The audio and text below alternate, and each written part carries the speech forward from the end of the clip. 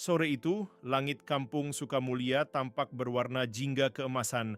Awan-awan lembut bergeser perlahan di atas pepohonan jati dan sawah yang mulai menguning. Angin meniup lembut ke arah rumah-rumah kayu yang berdiri rapat di sepanjang jalan kampung.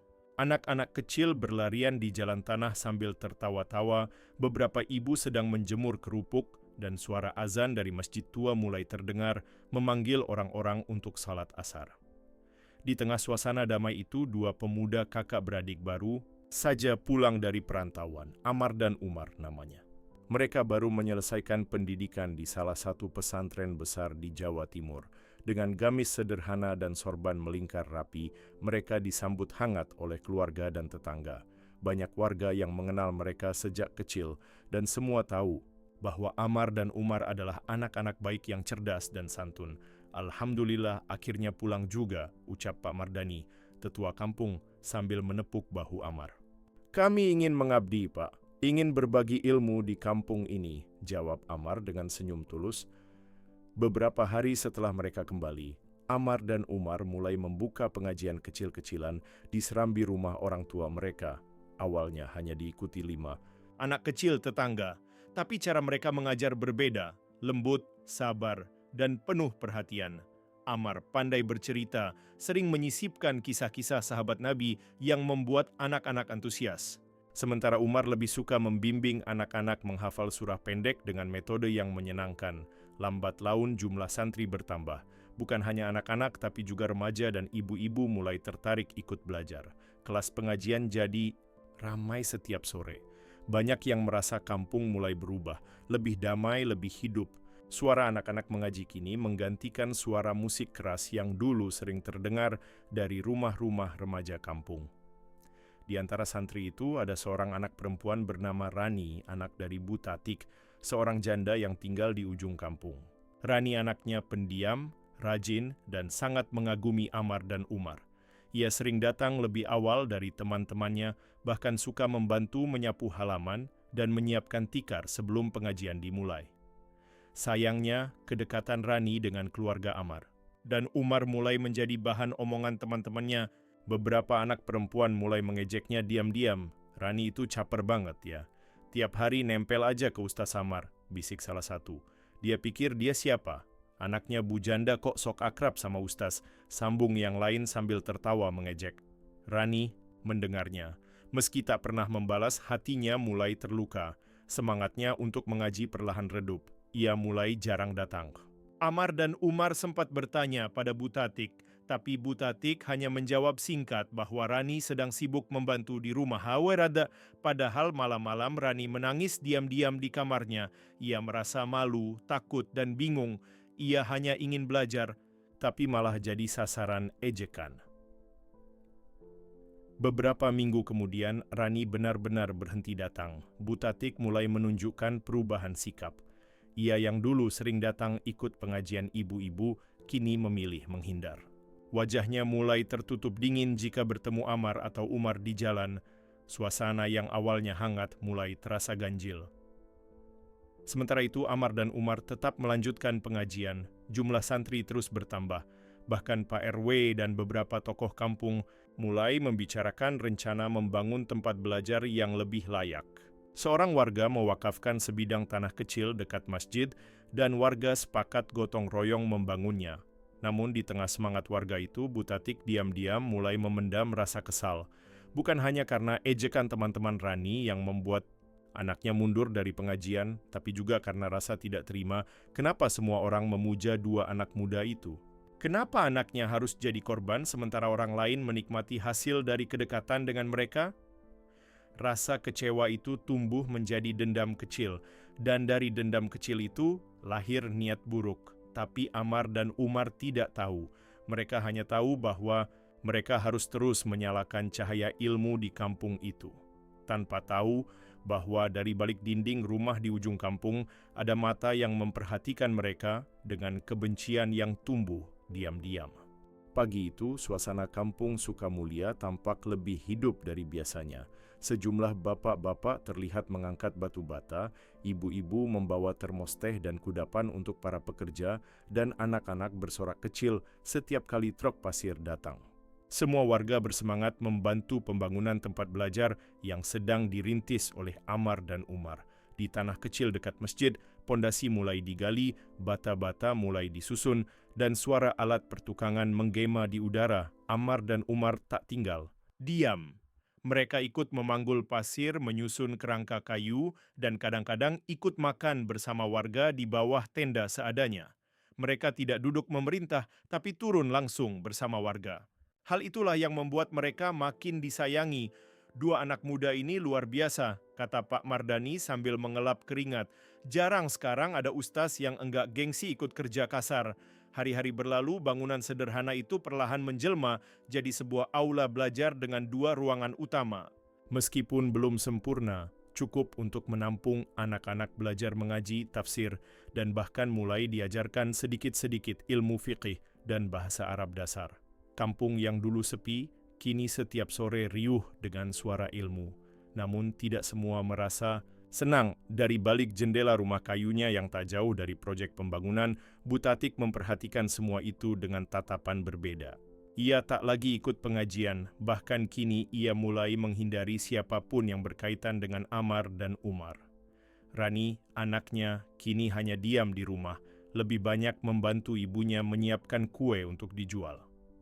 Malam-malam tertentu, Bu Tatik duduk, termenung di ruang tamu rumahnya, memperhatikan kalender dan tumpukan kertas di meja. Ia menatap catatan keuangan dan brosur-brosur bantuan yang sempat ia terima dari desa untuk usaha kecilnya dulu. Aku ini siapa di mata mereka sekarang? Gumamnya lirih. Dulu waktu arisan RT aku yang diminta mimpin, sekarang semuanya malah sibuk di sana, nyembah 2 bocah muda itu. Rasa iri yang awalnya hanya sebatas kecewa atas perlakuan teman-teman Rani mulai berubah jadi kemarahan. Ia merasa Amar dan Umar merebut perhatian kampung, bahkan mencuri kehangatan yang dulu ia rasakan sebagai warga yang disegani. Lalu datanglah satu ide yang muncul dalam pikirannya, sebuah cara licik untuk membuka mata warga. Bu Tatik mulai membuat video rekaman pendek dengan ponselnya.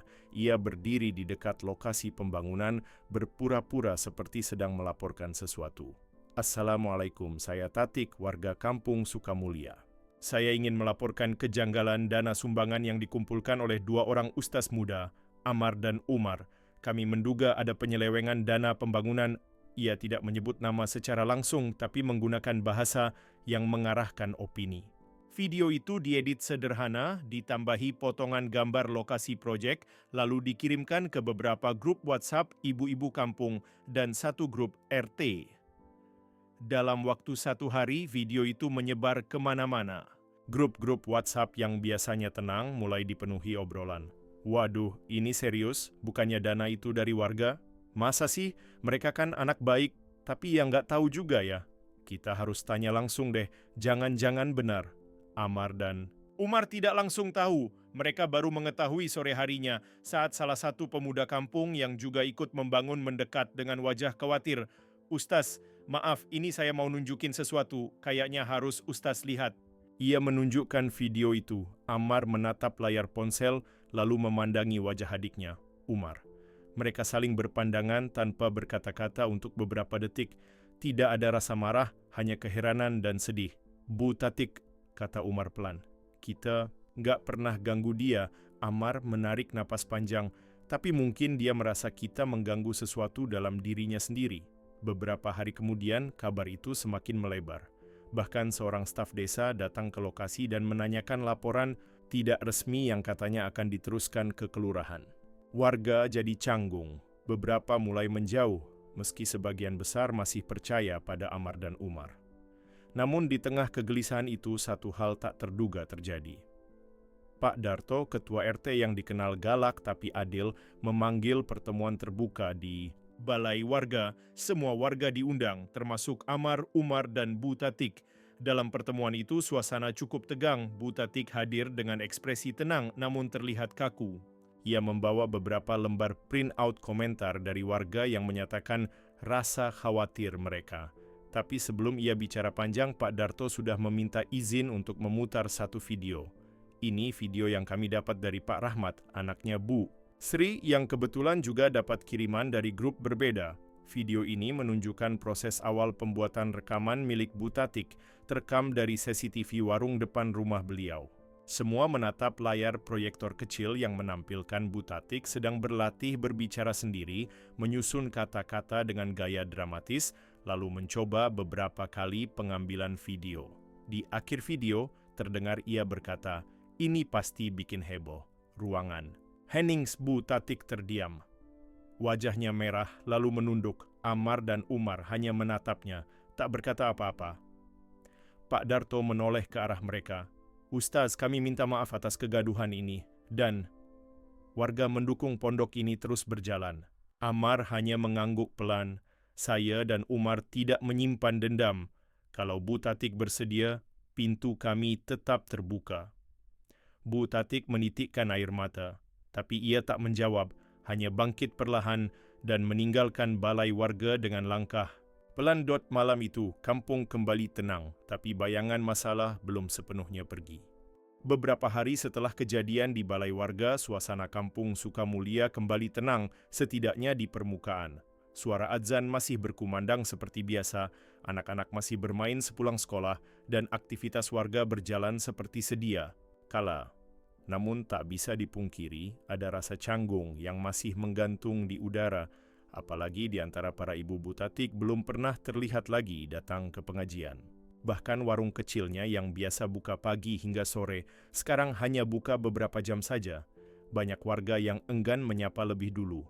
Ada yang kasihan, ada yang masih kesal, dan ada juga yang memilih diam karena tidak ingin memihak. Rani, anaknya, juga tak pernah terlihat keluar rumah. Bahkan saat teman-teman sebayanya bermain di lapangan atau mengikuti pengajian sore, Rani hanya berdiam di dalam rumah. Ia semakin tertutup. Hanya suara sapu lidi di pagi hari yang kadang menandakan bahwa ia masih beraktivitas seperti biasa. Di sisi lain, Amar dan Umar terus melanjutkan kegiatan di pondok kecil mereka yang kini sudah mulai diberi nama oleh warga Rumah Ilmu Nurul Hikmah.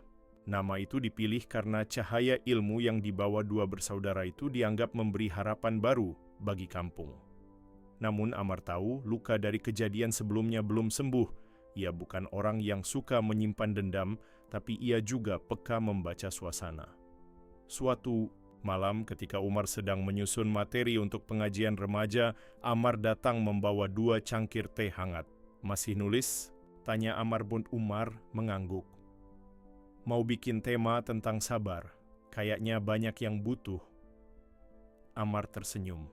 Ia duduk di samping adiknya, lalu menatap langit-langit. Kamu pernah mikir nggak, kenapa orang yang kita bantu bisa berubah jadi orang yang nyakitin kita?" tanya Amar pelan. Umar menutup bukunya lalu menjawab, "Aku pikir-pikir. Mungkin karena mereka merasa tertinggal, tapi nggak tahu cara bilangnya. Jadi yang keluar malah amarah." Amar mengangguk. "Aku kasihan sama Bu Tatik sebenarnya. Dia bukan orang jahat, cuma hatinya mungkin belum sembuh dari banyak hal." Malam itu, Amar dan Umar sepakat untuk melakukan sesuatu yang berbeda, bukan untuk membalas, tapi untuk menyembuhkan. Meski pelan, mereka ingin mengembalikan suasana baik, terutama demi Rani. Beberapa hari kemudian, mereka mendatangi rumah Bu Tatik. Tidak dengan rombongan, tidak membawa warga. Hanya berdua, mereka mengetuk pintu pelan, cukup lama, sampai akhirnya pintu dibuka sedikit oleh Rani. Rani terkejut. "Ustaz," Amar tersenyum. "Kami cuma mau titip makanan untuk ibu. Ini buatan ibu kami." Rani tampak ragu, tapi akhirnya membuka pintu lebih lebar. Dari dalam, Bu Tatik muncul dengan wajah lelah, matanya sedikit sembab. "Kalian ngapain ke sini?" tanyanya singkat. "Kami hanya mau silaturahmi, Bu. Kami tahu mungkin ibu masih merasa tidak enak, tapi sungguh kami nggak pernah simpan dendam." "Kami paham setiap orang punya ujian masing-masing," jawab Amar tenang. Umar menambahkan, "Dan kalau Rani masih ingin belajar, kami dengan senang hati menyambut kembali." Rani menunduk. Bu Tatik tampak berkaca-kaca. Ia tak langsung menjawab. Tapi tiba-tiba ia berkata, "Maaf ya, saya salah, saya malu." Amar hanya menjawab dengan lembut, "Maaf itu milik semua orang, Bu." Kalau kita ikhlas memberi, insya Allah Allah pun memaafkan. Hari itu tidak ada pelukan, tidak ada drama besar. Tapi pelan-pelan, pintu yang tertutup mulai terbuka. Beberapa minggu berlalu, Rani mulai kembali ke pengajian. Ia datang perlahan, duduk di belakang, tapi tetap memperhatikan. Teman-temannya kini tak lagi mengejek, apalagi setelah mereka mendengar sendiri cerita Rani tentang apa yang sebenarnya terjadi. Sementara itu, pembangunan pondok berlanjut. Sejumlah donatur dari luar desa mulai datang setelah mendengar tentang semangat dakwah Ammar dan Umar. Bahkan satu yayasan dari Semarang menawarkan beasiswa bagi santri yang ingin melanjutkan ke jenjang yang lebih tinggi. Ammar dan Umar mulai memikirkan struktur pendidikan yang lebih rapi. Mereka mengundang beberapa ustaz dan guru ngaji dari luar untuk membantu. Kampung Sukamulya yang dulu hanya dikenal sebagai kampung biasa, kini mulai dikenal sebagai kampung pendidikan agama di kecamatan tersebut. Namun, tak lama kemudian datanglah satu berita yang mengejutkan. Seseorang dari luar kampung, seorang tokoh agama besar yang pernah menjadi guru Ammar dan Umar di pesantren, datang berkunjung. Beliau mendengar tentang pondok tersebut dari media sosial dan ingin melihat langsung. Saat datang, beliau menyalami Ammar dan Umar dengan mata berkaca-kaca. "Anak-anakku, kalian telah melebihi apa yang saya ajarkan. Kalian tidak hanya menyebarkan ilmu, tapi juga memperlihatkan akhlak yang sejati." Kemudian beliau berdiri di depan para warga, para santri, dan berkata, "Pondok ini layak menjadi pesantren resmi, dan saya siap membantu kalian mengurus izinnya. Insya Allah, ini akan menjadi pondok yang besar di masa depan." Semua orang terpana. Suara haru menyebar di tengah kerumunan. Tak sedikit yang menitikkan air mata. Bahkan Bu Tatik yang hadir di belakang kerumunan terlihat menangis sambil menutup mulutnya. Ia tidak percaya bahwa dua anak muda yang pernah hampir ia jatuhkan kini justru menjadi cahaya yang lebih terang dari sebelumnya. Hari-hari di Kampung Sukamulya kini terasa berbeda. Udara pagi tidak hanya berisi suara burung dan deru sepeda motor warga, tapi juga lantunan ayat-ayat suci dari santri yang mulai mondok di Rumah Ilmu Nurul Hikmah. Beberapa dari mereka berasal dari desa tetangga dan bahkan dari luar kecamatan. Pondok yang awalnya hanya aula kayu sederhana, perlahan berubah menjadi bangunan permanen satu lantai dengan beberapa kamar tidur, satu ruang belajar utama, dan satu dapur besar yang digunakan. Secara bersama, santri-santri mulai tinggal di sana secara penuh. Setiap malam, suasana tenang berganti menjadi hangat oleh suara kajian, hafalan Quran, dan diskusi keislaman yang dibimbing langsung oleh Ammar dan Umar. Di tengah suasana itu muncul kabar besar seorang tokoh agama yang juga mantan guru mereka di pesantren, Kiai Haji Mustafa, berjanji akan membantu menjadikan tempat tersebut sebagai pondok pesantren resmi. Saat mendengar kabar itu, warga kampung bersorak. Beberapa bahkan menyumbangkan tanah dan bahan bangunan tambahan. Banyak yang tidak menyangka bahwa dua anak muda lulusan pesantren bisa membawa perubahan besar seperti ini. Namun perjalanan menuju legalisasi tidak semudah harapan. Ammar dan Umar berangkat ke kantor Kementerian Agama Kabupaten bersama Kiai Mustafa untuk mengurus berkas awal. Di sana mereka disambut baik oleh beberapa pegawai, namun juga mulai menghadapi kenyataan birokrasi yang ruwet. Ada banyak syarat, kurikulum resmi, struktur lembaga, izin mendirikan bangunan pendidikan, bahkan rekomendasi dari pondok pesantren lain yang sudah diakui. Kalian harus punya yayasan dulu, lalu tanahnya harus bersertifikat atas nama yayasan, bukan pribadi, ujar salah satu petugas. Umar sempat bingung, "Tapi kami belum punya yayasan, Pak. Ini semua masih atas nama pribadi warga yang ikhlas mewakafkan." Petugas hanya mengangguk singkat. "Itulah tantangannya, Mas. Kalau mau resmi, semua harus jelas." Kiai Mustafa mencoba membantu, tapi tetap saja prosesnya tidak bisa dipercepat hanya karena nama besar. Ammar dan Umar harus mengurus banyak dokumen sendiri. Mereka pulang dari kantor itu dengan tumpukan berkas, rasa lelah, dan sedikit perasaan gentar. Namun mereka tidak menyerah. Dalam perjalanan mengurus izin, muncul juga suara-suara dari warga sendiri yang mulai ragu. "Apa nggak terlalu cepat ya bikin pondok resmi?" kata salah satu bapak saat ronda malam. "Takutnya nanti malah jadi beban warga. Apa mereka sanggup urus semua itu?" Mereka kan masih muda. Bisik-bisik seperti itu makin sering terdengar. Bahkan Butatik, meskipun sudah tidak bermusuhan, masih terlihat enggan terlalu terlibat. Namun Ammar punya prinsip, ia lebih memilih menjawab keraguan dengan kerja nyata. Setiap hari mereka tetap mengajar, membersihkan pondok, menata jadwal, dan membagi waktu antara administrasi dan kegiatan santri. Beberapa santri senior diberi tanggung jawab menjadi asisten pengajar. Sementara itu, Umar mulai menyusun struktur kurikulum berdasarkan pengalaman mereka di pesantren dulu, tapi disesuaikan dengan kebutuhan masyarakat desa.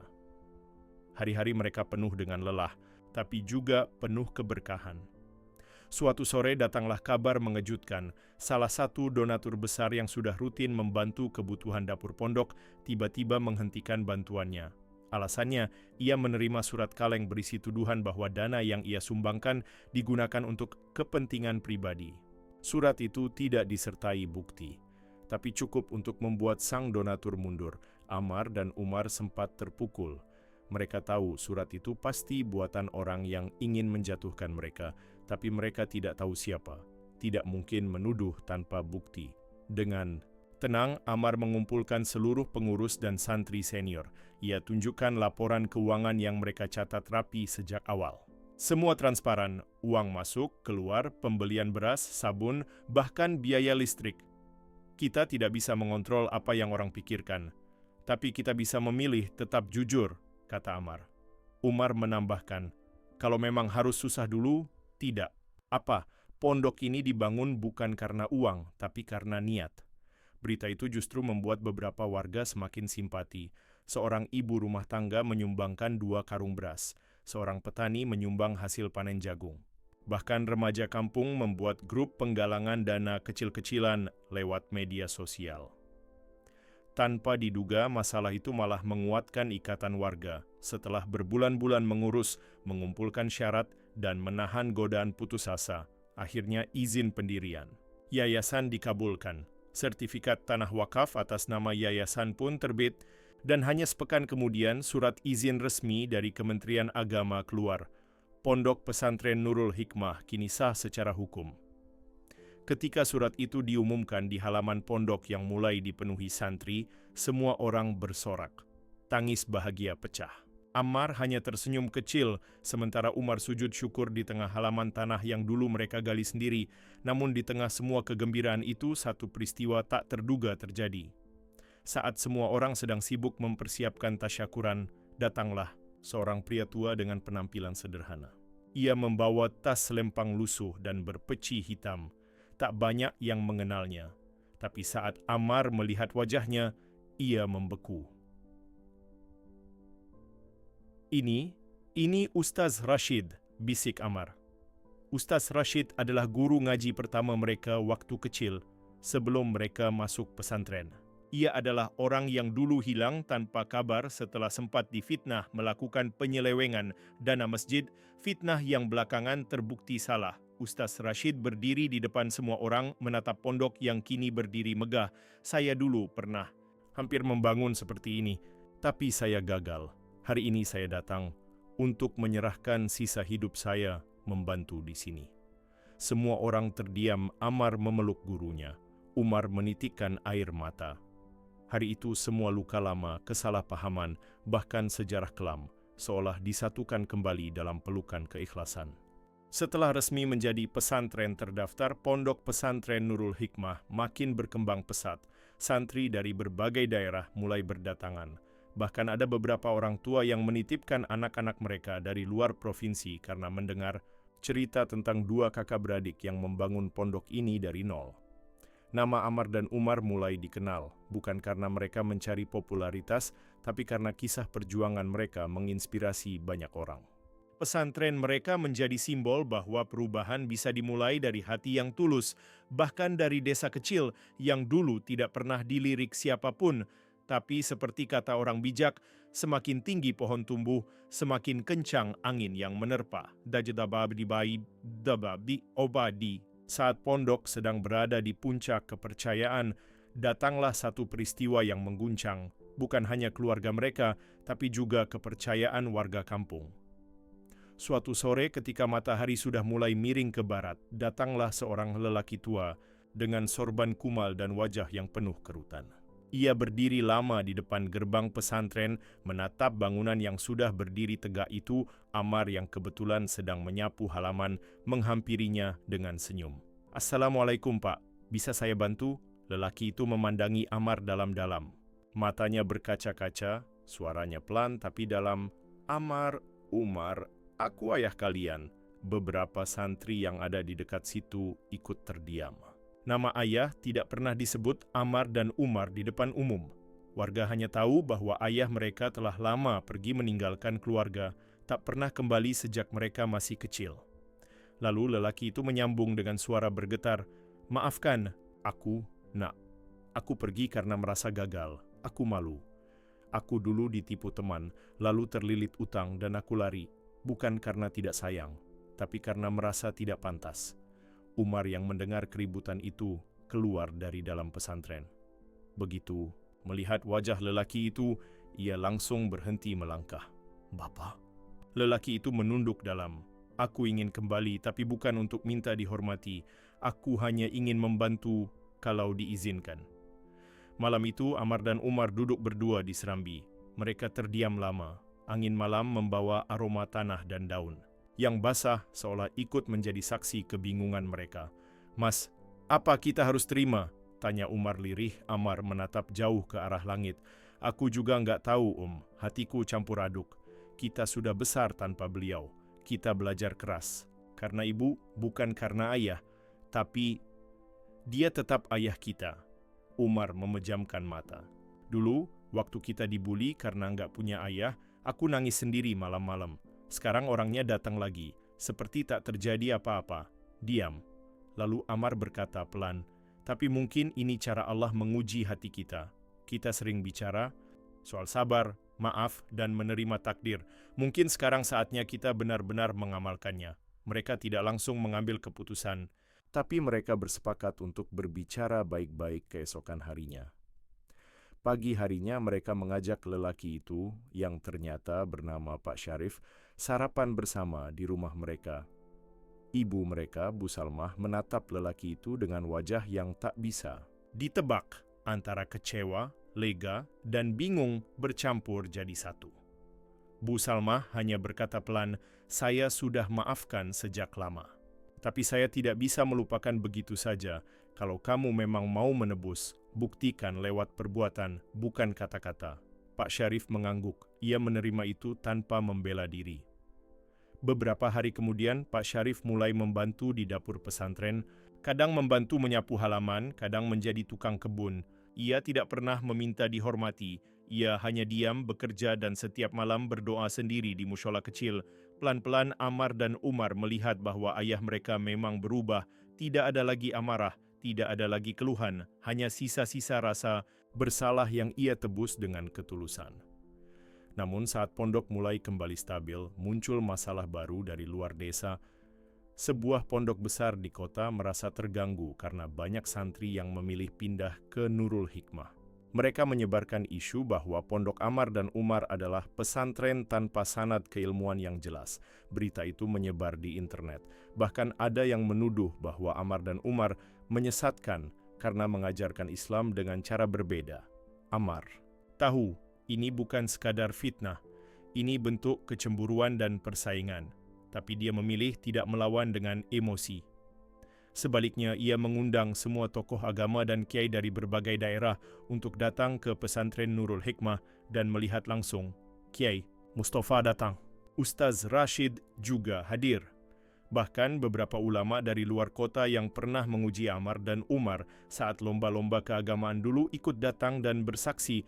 Dan akhirnya, di hadapan semua warga dan tamu, salah satu kiai besar berkata, "Ilmu bukan hanya diukur dari berapa panjang sanadnya, tapi dari bagaimana ia diamalkan." Dan dua anak muda ini telah menunjukkan bahwa ilmu mereka bukan hanya hafalan, tapi akhlak. Isu itu pun mereda. Dan pondok pesantren Nurul Hikmah justru semakin dikenal. Beberapa bulan setelah semua itu terjadi, Bu Salmah jatuh sakit. Umurnya memang sudah senja, di tempat tidurnya ia menggenggam tangan Ammar dan Umar. Ibu sudah tenang, kalian sudah jadi orang, ibu nggak khawatir lagi, tangis tak bisa dibendung. Beberapa hari kemudian Bu Salmah wafat dengan tenang, dikebumikan di tanah wakaf yang dulu ia sumbangkan diam-diam untuk pondok. Setelah pemakaman, Pak Syarif duduk di makam Bu Salmah hingga malam. Ia berbisik lirih, "Maafkan aku Salmah, aku pulang terlambat, tapi anak-anak kita luar biasa. Hari itu langit Sukamulia tampak berbeda, seperti ada cahaya yang turun pelan dan menetap di tanah itu. Tanah yang dulu sunyi, kini menjadi tempat ilmu menyala, dan di tengah semuanya Amar dan Umar berdiri menatap ke depan. Mereka tahu perjuangan belum usai." Setelah kepergian Bu Salmah, suasana pondok pesantren Nurul Hikmah terasa lebih hening. Meski aktivitas tetap berjalan seperti biasa, ada ruang di hati Amar dan Umar yang terasa kosong. Ibu adalah pilar yang diam-diam selalu menopang langkah mereka. Sekarang mereka harus berdiri sepenuhnya sendiri dengan beban yang lebih besar dari sebelumnya. Namun, seperti biasa, keduanya tak pernah menunjukkan duka secara terang-terangan. Mereka memilih melanjutkan perjuangan karena mereka yakin itulah yang akan membuat ibu mereka bangga. Beberapa bulan kemudian, pesantren makin dikenal hingga keluar kabupaten.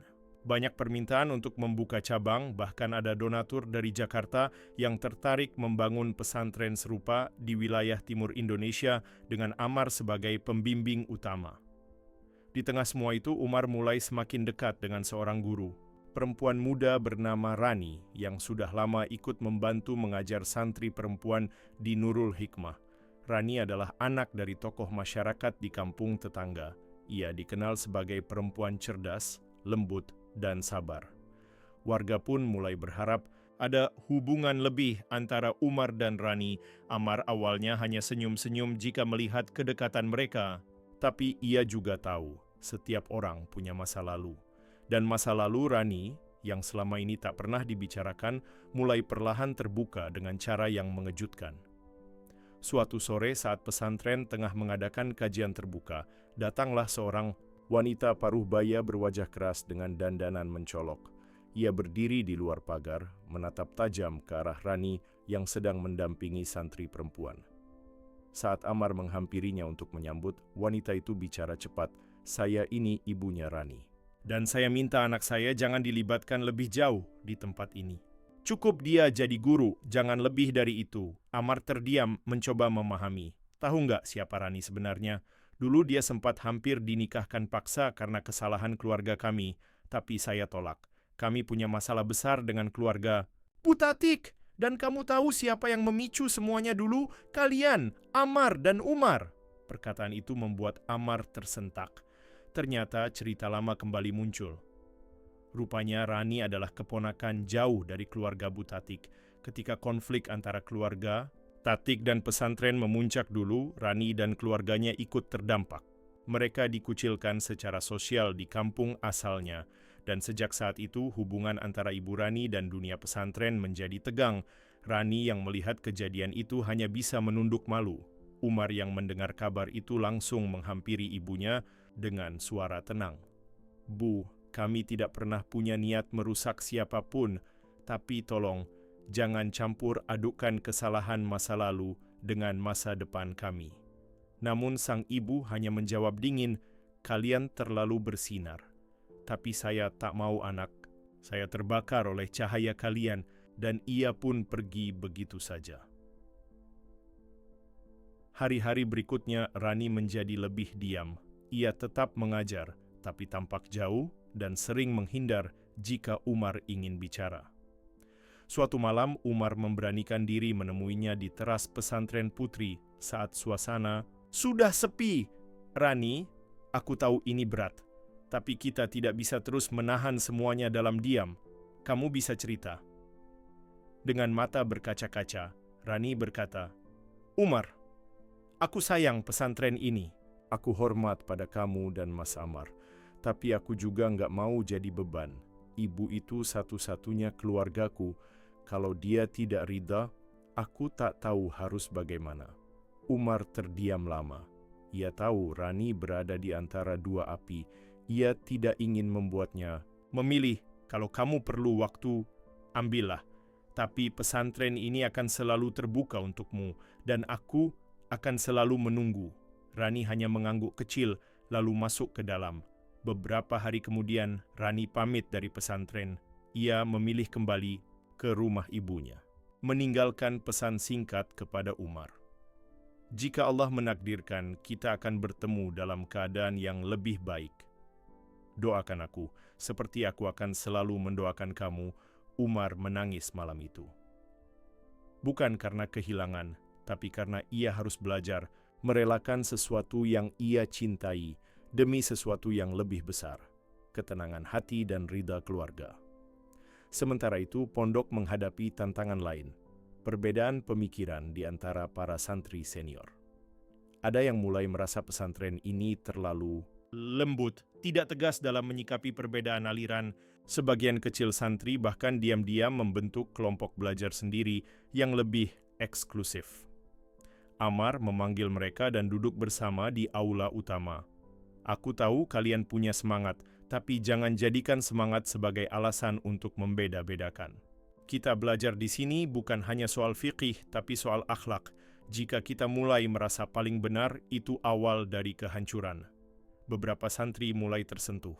Tapi 2 di antara mereka tetap memilih keluar dari pondok, menyebarkan isu bahwa Nurul Hikmah sudah terlalu moderat dan tidak tegas dalam membentengi paham keagamaan. Cobaan itu nyaris membuat Umar lelah, namun Amar tetap tegar. Kita tidak bisa mengontrol semua orang, tapi kita bisa terus memperbaiki niat. Selama Allah ridha, kita tidak perlu takut kehilangan.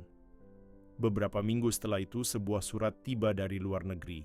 Isinya undangan bagi Amar untuk mengikuti program pelatihan pendidikan Islam di Turki selama 6 bulan, semua biaya ditanggung. Bahkan akan ada peluang kerjasama antara Nurul Hikmah dan Lembaga Islam Internasional. Amar tertegun membaca surat itu. Ini bisa jadi langkah besar, kata Umar dengan senyum bangga. Tapi, kamu siap ninggalin semua ini sementara waktu? Amar memandang halaman pesantren, santri-santri yang bermain, suara ngaji yang samar dari masjid kecil. Ia tahu ini bukan sekadar pondok, ini adalah rumah. Tapi ia juga tahu, rumah yang baik harus dijaga dengan ilmu dan pengalaman yang lebih luas. Ia mengangguk pelan. Kalau ini untuk masa depan pondok, aku siap. Amar berdiri di depan gerbang pondok, memegang tas ransel. Umar di sampingnya, menahan air mata. Para santri melambaikan tangan. Pak Syarif ikut berdiri menatap dengan bangga. Sementara dari kejauhan, seseorang berdiri di balik pohon besar. Perempuan berjilbab abu-abu, wajahnya tenang tapi matanya berkaca-kaca. Ia adalah Rani. Ia tidak mengatakan apapun, tapi senyum kecilnya cukup untuk mengatakan, aku mendukung dari jauh. 6 bulan sejak Amar berangkat ke Turki, pondok pesantren Nurul Hikmah tetap berjalan seperti biasa di bawah kepemimpinan Umar. Para santri sudah terbiasa melihat Umar memberi kajian, mengatur jadwal, bahkan sesekali turun tangan mengantar santri ke rumah sakit jika ada yang sakit. Namun meski semuanya terlihat lancar di permukaan, ada badai yang perlahan mendekat dari balik layar. Beberapa orang yang dulu sempat tidak sejalan dengan Amar dan Umar diam-diam memanfaatkan kepergian Amar. Mereka menyebar fitnah baru, menghasut beberapa wali santri bahwa Nurul Hikmah sebenarnya bukan pesantren yang sah dan Umar hanyalah lulusan lokal yang tidak memiliki otoritas keilmuan penuh. Isu-isu ini menyebar perlahan namun tajam. Sejumlah wali santri mulai mempertanyakan legalitas kurikulum pondok. Bahkan ada yang membawa isu bahwa Umar tengah berencana menggandeng donatur asing yang punya agenda tertentu. Umar mencoba bersabar. Ia tidak membalas fitnah dengan kemarahan.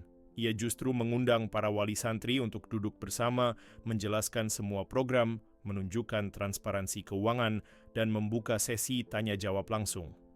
Namun di balik itu semua, ada satu orang yang memainkan peran penting dalam menyulut api, Butatik. Ya, Butatik kembali. Setelah cukup lama diam, ia kembali muncul, kali ini dengan lebih licik. Ia menyusupkan anak buahnya sebagai pengajar relawan dan memanfaatkan akses ke dalam untuk memengaruhi santri senior. Rencananya satu, menghancurkan reputasi Amar dan Umar dari dalam. Tepat di saat keadaan mulai tak terkendali, sebuah mobil hitam sederhana masuk ke halaman pesantren tanpa pemberitahuan. Pintu terbuka dan seseorang turun sambil membawa koper dan map tebal. Ia mengenakan jubah panjang dan syal batik khas Indonesia. "Mas Amar!" teriak salah satu santri. Semua langsung berlari menyambut. Umar yang sedang berada di kantor langsung keluar dengan wajah tercengang. Ia langsung memeluk kakaknya dengan erat. Rasa rindu yang selama ini terpendam tumpah dalam pelukan hangat itu. Amar langsung meminta rapat dengan seluruh pengurus dan tokoh masyarakat malam itu juga. Di aula pesantren, Amar berdiri di depan warga dan para wali santri. Dengan tenang, ia membuka satu persatu dokumen, sertifikasi internasional, pengakuan dari lembaga pendidikan di Turki, serta rencana kerjasama dengan Universitas Islam di Istanbul yang ingin menjadikan Nurul Hikmah sebagai mitra pendidikan Asia Tenggara. Semua terdiam, bahkan yang sempat ragu mulai menunduk malu. Lalu Amar berkata, "Saya dan Umar membangun pondok ini bukan untuk bersaing atau menyaingi siapapun. Kami hanya ingin meneruskan amanah dari ibu kami dan dari agama yang kami cintai." Tiba-tiba, di tengah forum itu, berdiri seorang perempuan tua dengan wajah tegang. "Cukup. Saya sudah cukup melihat. Kalian memang terlalu baik, tapi kalian tidak tahu, dunia ini tidak adil untuk orang seperti saya." Semua menoleh. Itu Bu Tatik. Ia berdiri dengan mata berkaca-kaca. Saya iri. Kalian dibanggakan, dielu-elukan. Anak saya, keluarga, saya hancur karena merasa dibandingkan terus dengan kalian. Tapi saya sadar, bukan kalian yang salah, tapi hati saya yang sempit." Tangis pecah. Beberapa warga yang dulu percaya padanya langsung menunduk. Umar menghampiri Bu Tatik, memegang tangannya dengan lembut. "Bu, kalau semua ini untuk mengobati luka, izinkan kami bantu mengobatinya bersama-sama." Bu Tatik jatuh terduduk, menangis. Seluruh ruangan ikut menangis dalam hening. Kejutan terakhir beberapa minggu setelah itu, suasana pesantren kembali damai. Bahkan keluarga Bu Tatik mulai kembali berbaur, dan anaknya yang dulu keluar karena malu, kini kembali sebagai santri senior. Ia bahkan meminta maaf langsung pada Amar dan Umar. Namun kejutan belum selesai. Suatu pagi saat Umar sedang mempersiapkan bahan kajian, Amar datang sambil tersenyum dan menyerahkan sebuah undangan berwarna emas. Aku sudah selesai menulis. Surat ini untukmu sejak di Turki, tapi aku simpan sampai waktunya tepat." Umar membaca isi undangan itu. Pernikahan Rani Putri dan Umar Fadli akan diselenggarakan bulan depan. Umar menatap Amar dengan mata terbelalak. "Ini maksudnya?" Tiba-tiba dari balik pintu muncul Rani dengan wajah penuh senyum. "Ibuku sudah setuju, Umar. Setelah melihat semua perjuanganmu dan pesantren ini, beliau menyerah. Tapi dalam arti baik, beliau ingin hadir sebagai tamu kehormatan di pernikahan kita." Umar tak bisa berkata apa-apa. Ia menunduk, menahan air mata. Semua rasa lelah, perjuangan, dan luka kini terasa diganti dengan karunia yang tidak terduga. Amar menepuk bahu adiknya. "Allah tidak pernah diam, Dia hanya menunggu waktu yang tepat untuk membalas sabar kita." Beberapa bulan setelah pernikahan Umar dan Rani, Pondok Pesantren Nurul Hikmah membangun gedung baru yang dinamai Gedung Salmah untuk mengenang ibu mereka tercinta. Di depan gedung itu tertulis, "Ketulusan akan menemukan jalannya. Sejauh apapun selama diniatkan karena Allah, takdir akan mempertemukan kembali hati-hati yang sempat retak." Dan dari kejauhan, Desa Sukamulia tak lagi hanya dikenal sebagai desa biasa, tapi sebagai pelita ilmu dari dua kakak beradik yang menjadikan luka sebagai kekuatan dan sabar sebagai senjata.